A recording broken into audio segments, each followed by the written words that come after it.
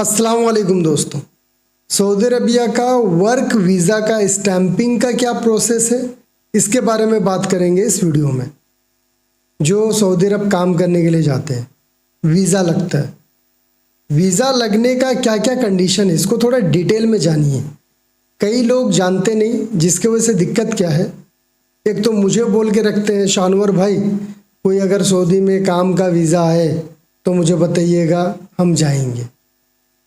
अब वो अगर मुझे बोल के रख दिया तो उसको नॉलेज भी तो रखना है ना, कि सऊदी अरब का काम का वीज़ा में जाने के लिए क्या क्या चीज़ें लगता है, क्या क्या रूल्स है। अब आप ही सोचिए, एक एक करके सबको बताना कितना मुश्किल होता है। सबको एक एक करके प्रोसीजर बताइए। तो मैं कई दिन से सोच रहा था इस पर एक डिटेल वीडियो बना दूँ। देर नहीं करते, चलिए आपको एक एक करके मैं बता रहा हूँ। सबसे पहला चीज़ देखिए, कोई भी वीज़ा पहले से लगा हुआ नहीं होता है। वीज़ा से पहले इनविटेशन होता है।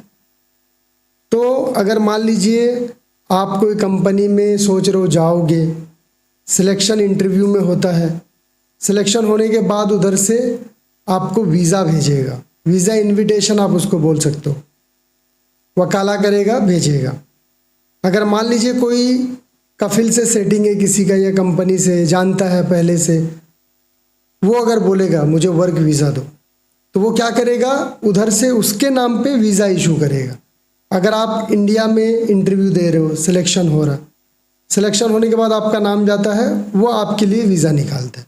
डोमेस्टिक वालों का थोड़ा अलग प्रोसेस है और कंपनी वाले का थोड़ा अलग है, लेकिन है लगभग सिमिलर ही। तो इसको सिमिलर वे में समझते हैं। आपका सबसे पहले इनविटेशन, वकाला निकला। अब देखिए इसका सर्विस भी हमने स्टार्ट किया है। अगर कोई हमारे कंपनी का, हमारे ऑफिस का एड्रेस पे वीज़ा निकालता है तो हम उसको पूरा स्टैंपिंग करा के देते हैं। दिल्ली, मुंबई कहीं से भी कराइए। तो सेम उसी तरह से कोई इंडिया का रजिस्टर्ड ऑफिस के नाम से वीज़ा निकलेगा, जो आपका स्टैंपिंग करा के देगा सब कुछ। तो पहले निकला, निकलने के बाद सेकंड काम क्या है आपका? सेकंड काम है आप मेडिकल कराओगे। सऊदी के लिए वर्क वीज़ा में लगता है गमका मेडिकल। तो आप पहले गमका मेडिकल कराओगे। अब गमका मेडिकल का क्या प्रोसेस है भाई? गमका मेडिकल के लिए गमका का बहुत सारा सेंटर है। मैं झारखंड से हूँ, जमशेदपुर। हमारा कोलकाता करीब पड़ता है, पटना में भी है और बहुत है, मुंबई में, लखनऊ में, यूपी, दिल्ली, साउथ में, हैदराबाद, हर जगह है। तो उसी तरीके से आपको कोई एक सेंटर चूज करना है। अब ऐसा नहीं है कि झारखंड के लोग सिर्फ पटना और कोलकाता में ही करा सकते हैं। अगर मान लीजिए कोई मुंबई में जा कर के है तो आप मुंबई में ही करा लीजिए गमका। तो गमका के लिए पहले तो आपको अपॉइंटमेंट बुक करना है। जब आप गमका में अपॉइंटमेंट बुक करोगे, उस समय आपको डिटेल डालना पड़ता है कि भाई कौन सा जॉब के लिए आप गमका कराने जा रहे हो और कौन सा कंट्री के लिए। तो कंट्री आपका सऊदी होगा और जॉब आपका जो भी रहेगा, मान लीजिए किसी का एसी टेक्नीशियन है तो एसी टेक्नीशियन होगा। पासपोर्ट का डिटेल डालना है, फिर आपका अपॉइंटमेंट आ जाएगा। अभी गमका के अपॉइंटमेंट में आप खुद से टाइमिंग वगैरह ये सब स्लॉट नहीं ले सकते। आपको 1 महीना टाइम मिलता है। अपॉइंटमेंट मान लीजिए आज आप बुक कर रहे हो, तो आप जैसे ही बुक करोगे, कंप्लीट पेमेंट वेमेंट कर दिए, $10 उसका चार्ज है। इंडिया में कोई 1000, 1200, 1300, 1500 भी लेता है चार्ज। इसका सर्विस हम भी देते हैं। अगर किसी को गमका अपॉइंटमेंट चाहिए तो आप मुझे, मेरे टीम को कॉन्टेक्ट कर सकते हो। तो अपॉइंटमेंट आप बुक करोगे, अपॉइंटमेंट जैसे ही बुक करोगे आपको वहाँ पे स्लिप में एड्रेस आ जाएगा हॉस्पिटल का, कोलकाता में कौन सा हॉस्पिटल है, और वहाँ पे सब कुछ लिखा हुआ रहेगा कि उनका टाइमिंग क्या है हॉस्पिटल का, छुट्टी कब रहता है। 1 महीने का टाइम रहेगा। 1 महीने के अंदर आप कभी भी जाके गमका मेडिकल करा लीजिएगा। गमका मेडिकल हो जाएगा। फिट अगर हो गए, रिपोर्ट आपका फिट आया, तब आगे का प्रोसेस होगा। अगर मान लीजिए मेडिकल में ही कोई अनफॉर्चुनेटली फिट नहीं होता है, फेल हो जाता है, तो फिर उसका प्रोसेस रुक जाता है। तो हम यहाँ पे मानेंगे कि कोई फिट हो गया। तो अगर आप फिट हो गए तो नेक्स्ट आपका काम क्या रहेगा? नेक्स्ट आपका टेस्ट होगा, तकामुल का स्किल टेस्ट सऊदी अरब का। इस पे भी कई वीडियो है। महज ये भी समझिए कि खाली मतलब क्या ही बोलो, पैसा का बर्बादी हो रहा हमारा। इसका मुझे कुछ यूजेस तो अभी तक समझ में आया नहीं। हालांकि सऊदी अरब का ये कहना है कि इसमें हम लोग चेक कर रहे हैं कि कौन स्किल्ड वर्कर है या नहीं है। लेकिन होता ये सिर्फ नाम का। ये स्किल टेस्ट कराने में भी मान के चलो आपका खर्चा 10,000 तक होगा, और गमका में आपका मैंने बताया 1,000-1,200, फिर उधर मेडिकल सेंटर में 5,500-6,000-7,000 तक लगता है। खर्चा भी जोड़ते जाइए आप लोग, तो इतना ही आपका एक्स्ट्रा खर्चा। टेस्ट पास हो गए तो ठीक है, फेल हो गए तो फिर दोबारा टेस्ट देना है।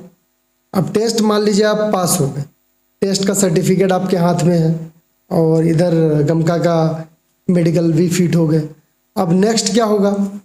नेक्स्ट होगा आपका वीएफएस का अपॉइंटमेंट। मुफा लगेगा, पहले मुफा लगेगा, वो गमका में लगता है मुफा, फिर स्किल टेस्ट, उसके बाद वीएफएस का अपॉइंटमेंट। वीएफएस का अपॉइंटमेंट में आपको ये सब चीज़ लेके जाना होता है, गमका मेडिकल का ये, फिर जो टेस्ट आप पास किए वो, फिर बायोमेट्रिक होता है, अभी तो वीएफएस में होता है, बायोमेट्रिक होगा आपका, फिर पासपोर्ट आप जमा कर दीजिएगा हमारे ऑफिस।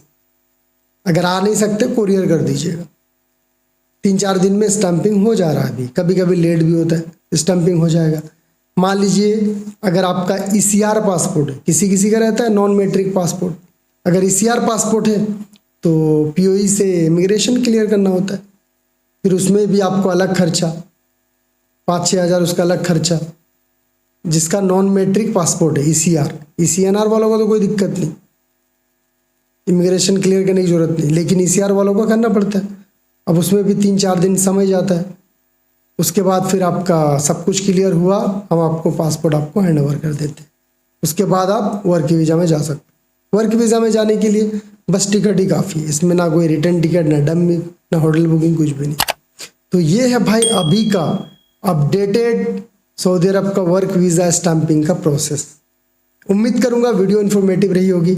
शेयर करके अपने दोस्तों तक भी पहुंचा दीजिए ताकि उनको भी पता चले कि सऊदी अरब का वीज़ा स्टैंपिंग में क्या क्या प्रोसेस है, क्या क्या खर्चा है। क्योंकि ऑफिस वाला तो आपको बोल देगा कि भाई एसी टेक्नीशियन का रिक्वायरमेंट है, इसमें सर्विस चार्ज हमारा 60,000 है, तो खाली 60,000 के भरोसे मत रहना, आपको गमका करना है, टेस्ट करना है, तो ये सब खर्चा भी बढ़ गया, ये सब भी जोड़िए।